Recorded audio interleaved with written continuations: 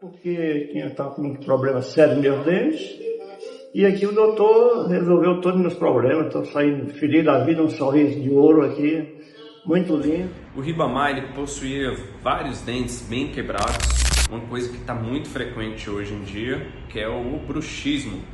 O bruxismo acabou destruindo bastante dos dentes dele. E fizemos esse tratamento com muito amor, um paciente muito querido.